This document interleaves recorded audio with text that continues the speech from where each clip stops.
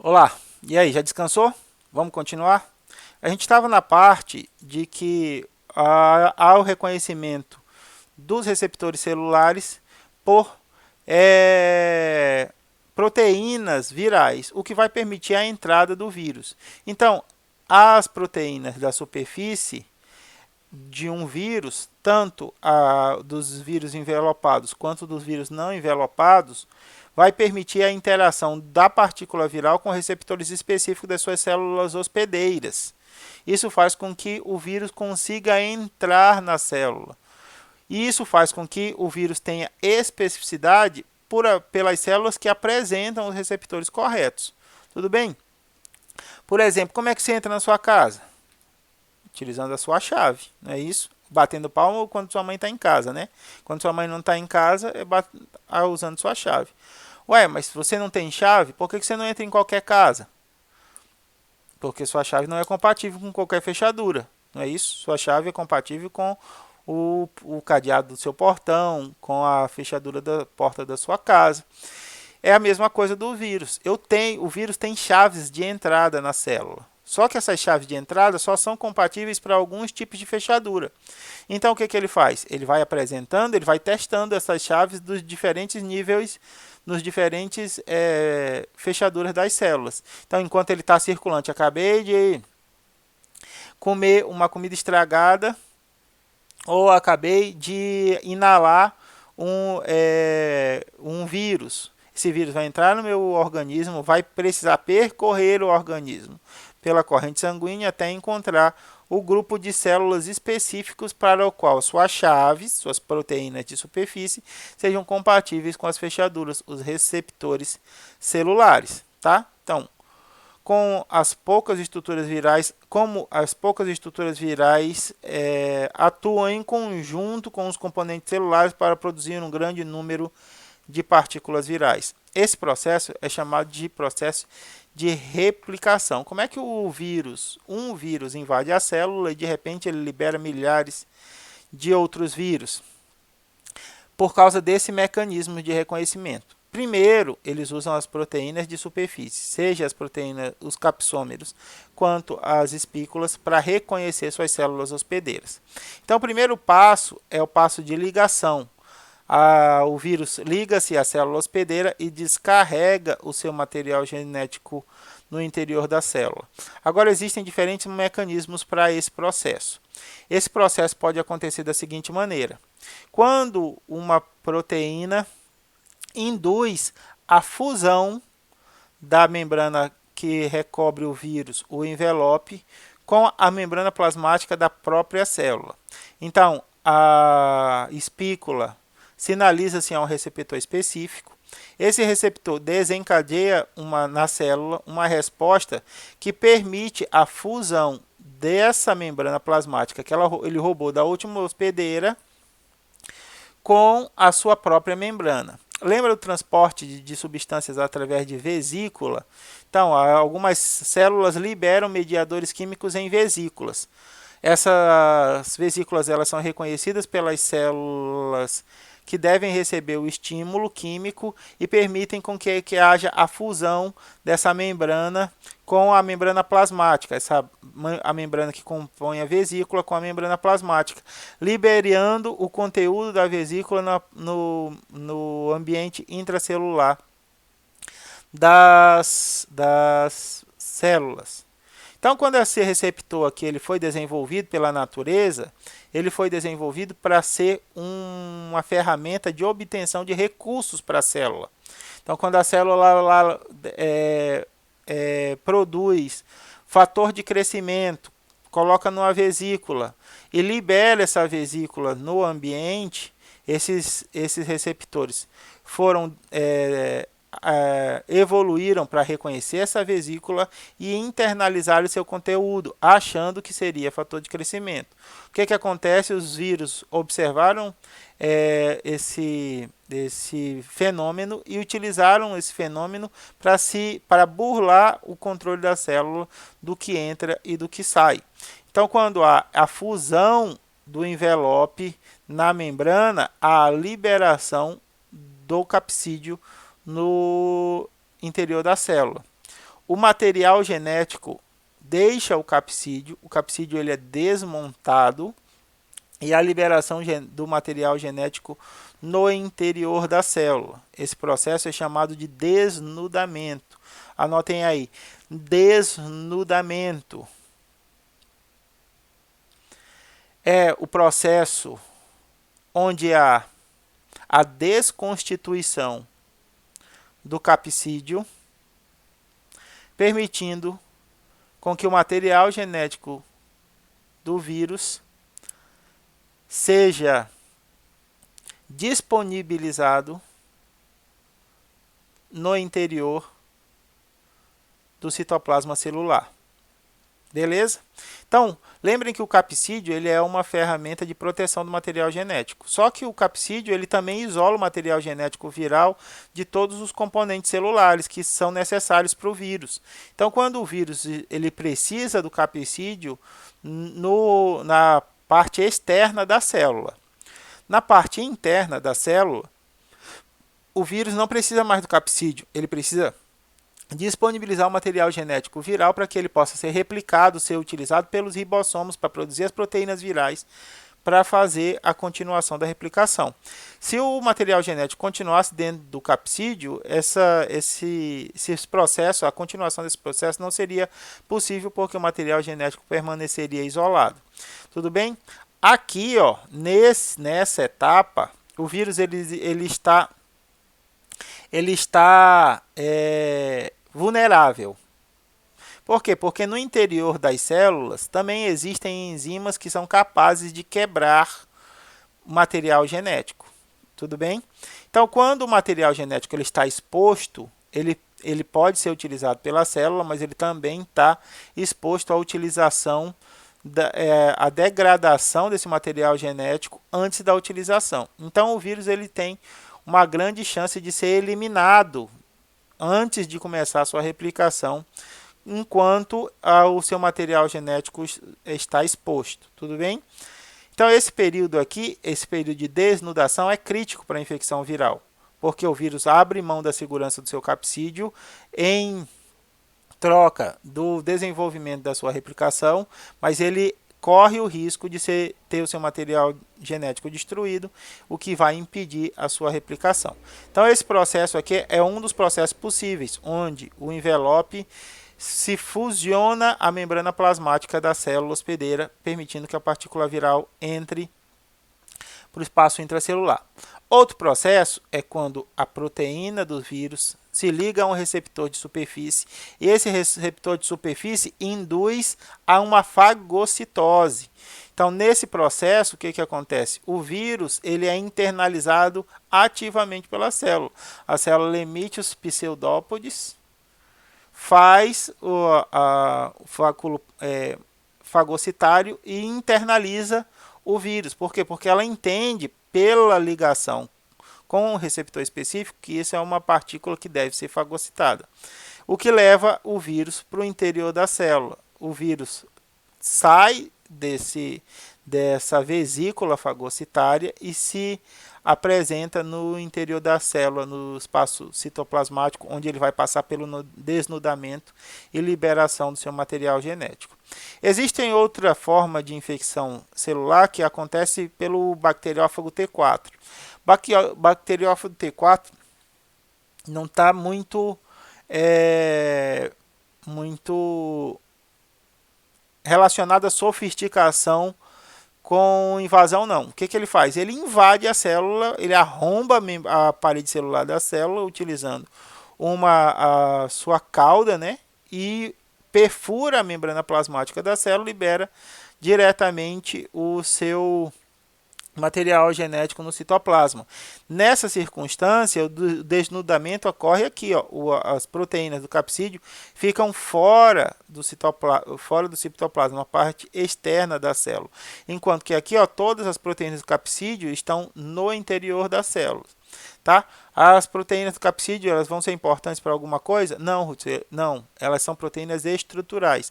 As proteínas, quando chegam no interior da célula, as proteínas importantes são as proteínas não estruturais. São aquelas enzimas que vão desencadear o início da replicação viral. A proteína estrutural é importante até o vírus conseguir invadir a célula. Depois que o vírus invadiu a célula, o vírus abre mão de suas proteínas estruturais e começa a trabalhar com suas proteínas não estruturais. Aqui a gente tem, ó, o bacteriófago T4 arrombando a porta. Você tem a chave, mas a chave não te dá acesso ao ambiente. Uma das alternativas que você pode ter é arrombar aquela porta e fazer a entrada no ambiente. É o que o bacteriófago T4 faz. Ele não tem essa sofisticação de enganar a célula e fazer com que o vírus seu material genético seja internalizado. Ele se liga a receptores específicos da célula bacteriana. A partir dessa ligação, as proteínas da cauda sofrem modificações, o que faz com que haja uma injeção. Uma proteína perfura a parede celular da bactéria e injeta o material genético no espaço intracelular.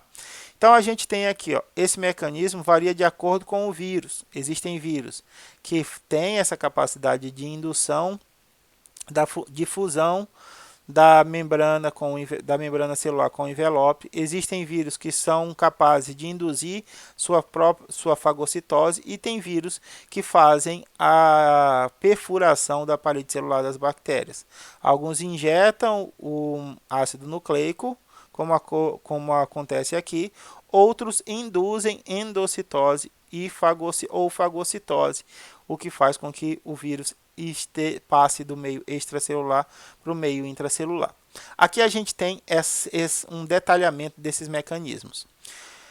A célula, ela desenvolve receptores de superfície para se comunicar com outras células do nosso corpo, como é o caso do linfócito. O linfócito é uma célula do sistema imunológico. Então, a célula tem receptores de superfície para comunicação com outras células. Elas têm receptores de superfície para ancoragem com outras células. Ela tem receptores de superfície para detecção de substâncias, de mediadores químicos no ambiente. Ela tem receptores para permitir substâncias entrarem na célula. Então existe uma infinidade de receptores na superfície das células. Quanto maior a complexidade celular, maior é o número de receptores diferentes que existem. Então aqui a gente tem glicolipídios, temos glicoproteínas. Essa glicoproteína aqui é transmembrana de único passo. Lembra? Proteína transmembrana de único passo. Então aqui a gente tem a cadeia de oligosacarídeo. Aqui a gente tem uma proteína de membrana. Aqui há parasitas, vou dizer assim, que entenderam como a célula obtém seus nutrientes, como ela se comunica, como ela produz os seus metabolismos. E utilizaram essas ferramentas, que são os receptores de superfície, para invadir a célula. A membrana plasmática ela é seletivamente permeável, ela tem a permeabilidade seletiva, ela não vai deixar qualquer substância passar por ela. Então, a célula tem que ter transportadores para fazer com que haja a troca de substâncias e tem que ter receptores de superfície para estimular essa célula a adquirir partículas. Os vírus e as bactérias aprenderam esse mecanismo e se desenvolveram, se evoluíram para utilizar esses receptores, essas ferramentas como um cavalo de Troia. Já viram a história do cavalo de Troia? Os gregos e os espartanos se juntaram para lutar contra a Troia. Troia era uma cidade-estado que era bastante conhecida pela sua muralha, nunca tinha sido tomada até a Guerra de Troia. O que acontece? Houve uma guerra e aí... E o que aconteceu? Os invasores não conseguiram sobrepujar a muralha. Perderam muitos soldados, tiveram muitos prejuízos e tiveram a brilhante ideia de fazer o seguinte: olha, vamos fingir que a gente desistiu, vamos deixar um prêmio para os troianos, que é uma oferenda aos deuses para a gente voltar para as nossas terras com segurança. A gente coloca nossos melhores soldados dentro desse presente, eles vão pegar o presente, levar para dentro dos muros, e aí à noite nossos soldados saem do presente, matam os guardas, abrem os portões e a gente consegue invadir. E aí fizeram uma estátua de um cavalo, estátua oca, onde estavam os soldados romanos. E assim fizeram, fizeram a retirada, fingiram a retirada, deixaram o cavalo. Os troianos entenderam que aquilo era um prêmio pela sua vitória, colocaram o cavalo pro interior das muralhas. Os soldados, ao cair da noite, saíram do cavalo, mataram os guardas, abriram os portões e Troia perdeu a guerra. Então a gente tem hoje o cavalo de Troia, é um nome de um vírus de computador que captura a senha, seus dados pessoais. Então quando você recebe um e-mail lá, clique aqui para você concorrer a 5 milhões sem gastar nenhum real. Aí o que você faz? Vai lá e clica, você está permitindo e faz o download, executa o arquivo, aí você está permitindo que aquele arquivo ele passe pelas proteções do seu computador. E outro ditado que foi cunhado a partir dessa história foi o presente de grego, né? Isso é um presente de grego, quer dizer que era uma coisa que parecia ser boa, mas acabou se mostrando ruim. Esse é o mesmo mecanismo que os vírus invadem as células. Eles se fingem, eles se disfarçam de uma coisa boa para a célula. Como é que a célula acha que ele é bom, Ruth? Pela interação da proteína do vírus com o receptor que a célula sempre utiliza para um desenvolvimento do seu metabolismo. A partir dessa relação, o vírus invade a célula e aí ele vence a primeira barreira de defesa da célula, que é a sua membrana plasmática. Perdão, deixa eu só baixar o volume aqui.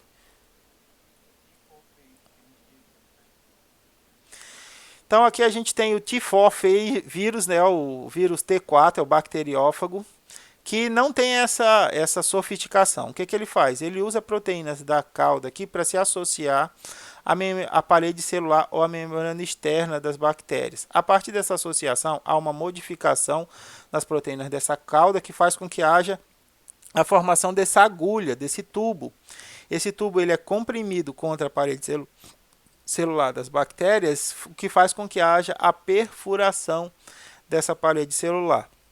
A partir dessa perfuração, o material genético que está contido nessa região do vírus é transferido para o ambiente citoplasmático. Uma vez chegando por dentro dessa agulha, né, desse tubo, chegando no interior da célula, o vírus vai replicar o seu material genético, dando origem a novos vírus, e esses novos vírus vão ser liberados no ambiente assim que essa bactéria morrer em decorrência da infecção. Essas novas partículas virais estão prontas para invadir outras bactérias. Então esse é o processo de injeção do material genético. Existem outros vírus com procedimentos muito mais sofisticados de invasão, tá? Mas a gente vai trabalhar com eles a partir do processo de replicação. Então o vírus invadiu. O primeiro passo foi invadir a célula. Qual é o segundo passo? A replicação do vírus e dos seus componentes no interior da célula.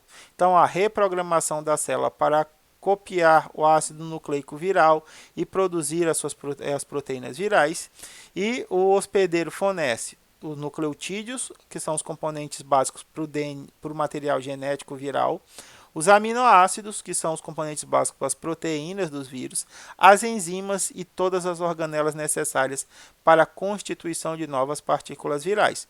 Então, aqui em 1, nós temos a ligação das proteínas virais com receptores específicos que vão permitir a entrada do vírus.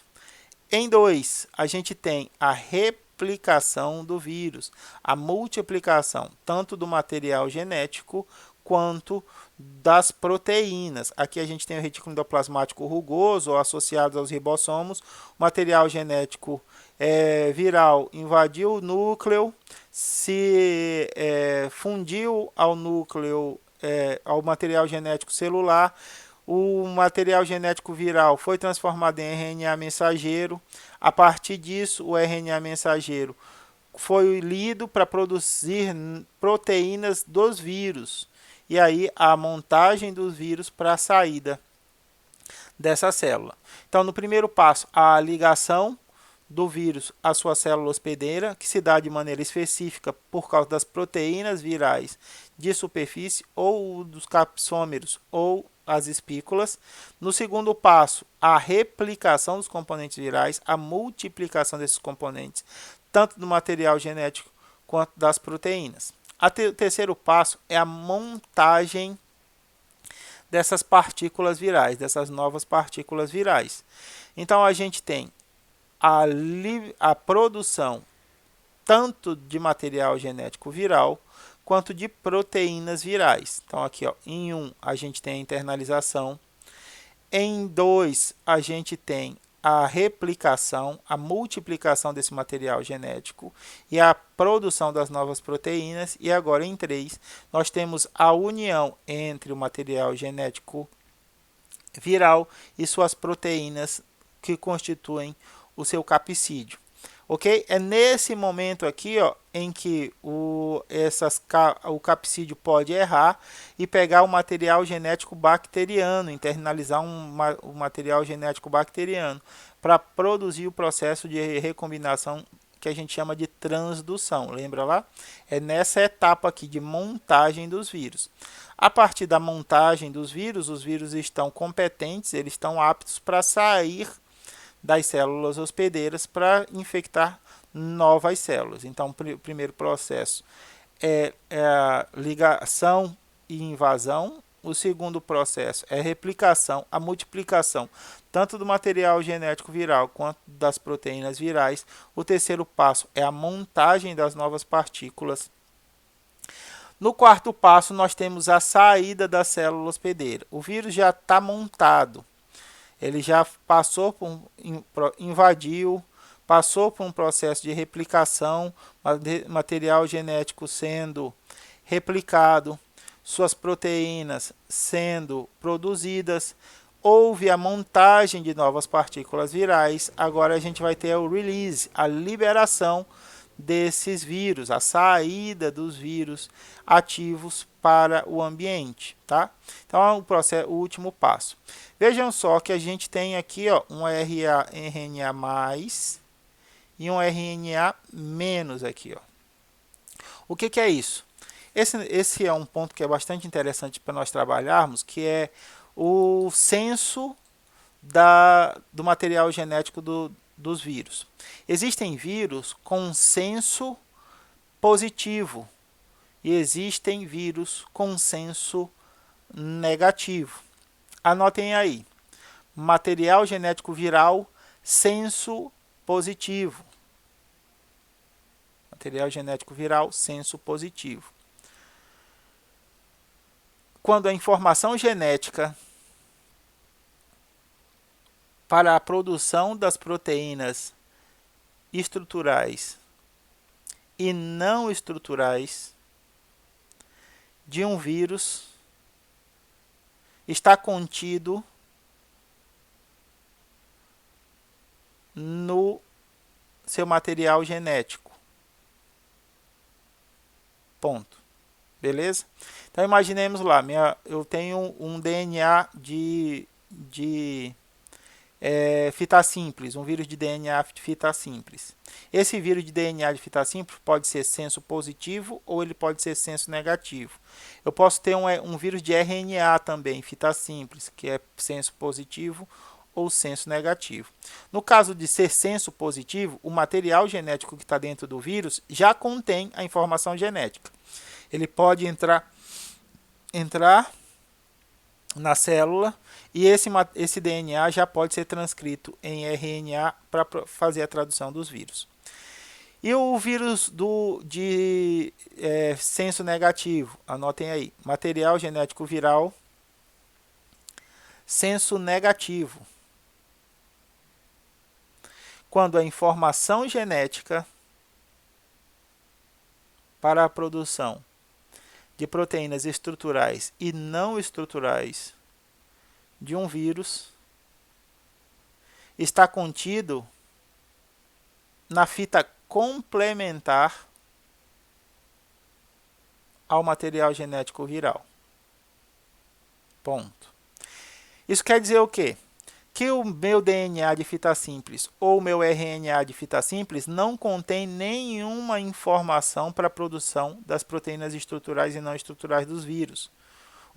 Quem contém? A fita complementar a ele. Então, esse DNA de fita simples vai ter que ser duplicado e a fita dupla dele, a fita complementar a ele, é que contém as informações para a produção das proteínas. Hudson, então isso, senso positivo e senso negativo só acontecem em DNA de fita simples, não é isso?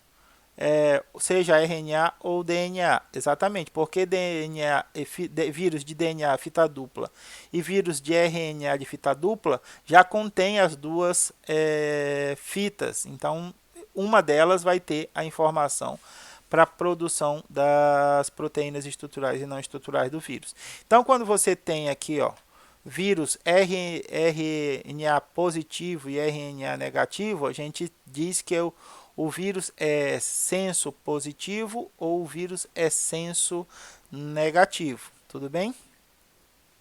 E por fim, nós temos a disseminação do vírus, que é quando o vírus já está novamente livre no ambiente e capaz de infectar outras células. A prógene viral, os vírus decorrentes da replicação, sai da célula com potencial de infectar outras células, disseminando a infecção viral. Ok? Então, a gente tem ligação e invasão, replicação, montagem, saída e disseminação. Os 5 passos da infecção provocada por um vírus. Aqui a gente tem o ciclo completo. Primeiro passo, o vírus entra na célula e sofre o desnudamento, livrando o DNA viral e as proteínas do capsídeo. Então, aqui o primeiro passo, a ligação do vírus com os receptores de superfície da célula hospedeira, a invasão do vírus e o desnudamento, a desconstituição do capsídeo e a liberação do material genético. Segundo passo, as enzimas do hospedeiro replicam o genoma viral, ao mesmo tempo que as enzimas do hospedeiro transcrevem o genoma viral em RNA mensageiro, o que é utilizado pelos ribossomos do hospedeiro para produzir mais proteínas do capsídeo.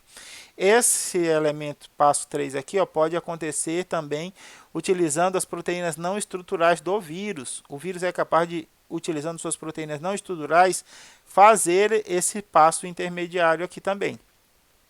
Então, ele invade e libera o material genético. As enzimas do hospedeiro ou as enzimas do próprio vírus podem fazer esse segundo passo aqui, que é a replicação do vírus, do material genético e a constituição do material do RNA mensageiro para a produção das proteínas virais. No entanto, os nucleotídeos para constituir as novas fitas e os aminoácidos para constituir as proteínas do capsídeo, além de todas as outras maquinarias envolvidas para essa regulação, para essa atividade, são da célula hospedeira. Tudo bem? No quarto passo, a gente tem a montagem dos vírus. Os genomas virais e as proteínas do capsídeo se juntam em novas partículas virais que deixam a célula. A partir da montagem, nós temos a saída e depois da saída a disseminação. Como a gente já viu, o ciclo dos vírus, já vou terminar aqui, pode se dar de duas maneiras, o ciclo lítico e o ciclo lisogênico. No ciclo lítico, há a multiplicação rápida dos vírus, fazendo com que haja a morte da célula hospedeira. No ciclo lisogênico, o vírus funde seu material genético ao material genético da célula hospedeira. Há uma liberação, a produção e liberação gradativa dos novos vírus, sem que haja a morte das células hospedeiras, até que, por algum motivo, seja ele ambiental, seja ele mutação do vírus, o ciclo lisogênico passa a ser ciclo lítico e há um aumento na velocidade desse vírus e a morte e liberação das células. Então, dois grupos de caminho, né? Caminho número 1, ciclo lítico, replicação rápida e morte da célula hospedeira. Ciclo lisogênico, fusão do material genético ao material genético da célula hospedeira, que quando se multiplica, transmite a informação genética viral para as suas células descendentes, e produção e liberação vagarosa dos vírus, o que não produz a morte das células. Lembrando que o ciclo lisogênico pode se tornar ciclo lítico, como a gente vai ver aqui. Nesse caso, nós temos o ciclo lítico. O bacteriófago T4 introduz o seu material genético, que é replicado no interior da bactéria. A partir dessa replicação, a produção das proteínas do vírus. As proteínas do vírus se juntam com o material genético viral no passo da montagem, no passo 3 de montagem. No passo 4, há a saída do vírus devido à morte da bactéria. E o passo 5 é a disseminação dessas partículas virais em outras células. Existem também mecanismos que são iniciados com a infecção pelo ciclo lisogênico e isso passa depois para o ciclo lítico. Como acontece com o HIV, o vírus da imunodeficiência humana. Esse vírus ele tem espículas na sua superfície que inicialmente fazem com que eles infecte uma célula chamada de macrófago, uma célula do nosso sistema imunológico.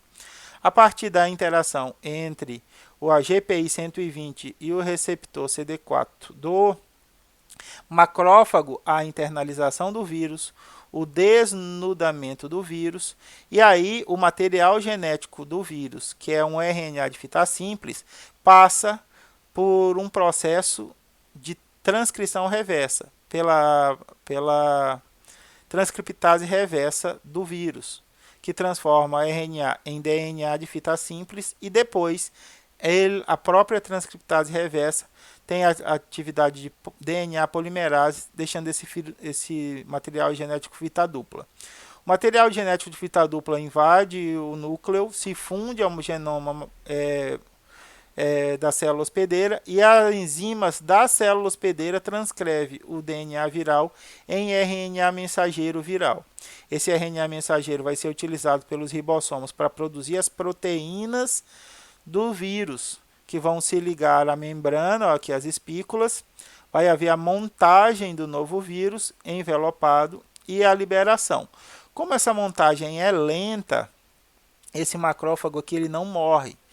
Então a gente tem aqui essa parte, um ciclo lisogênico. Até o momento em que as espículas sofrem uma mutação.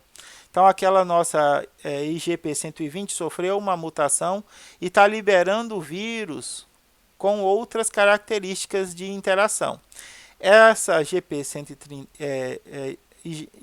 120 mutada vai interagir com um outro tipo de receptor, que é o receptor das células T.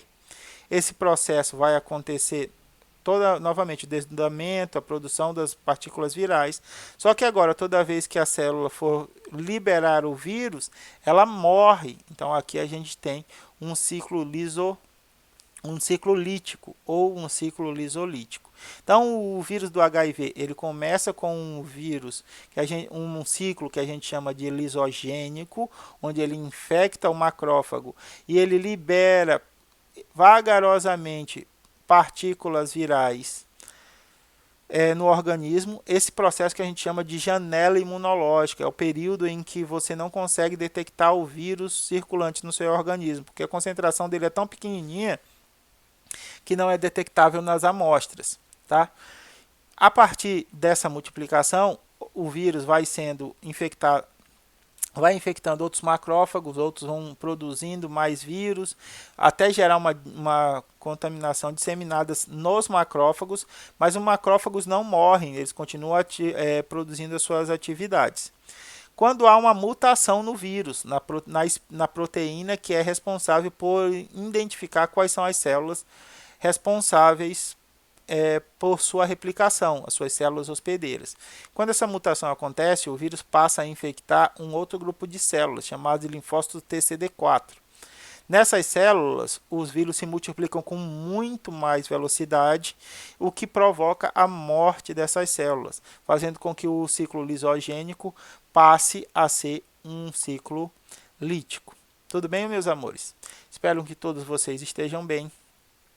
Fiquem bem, se cuidem, cuidem das pessoas que vocês amam para que a gente possa passar por esse momento difícil. Um abraço.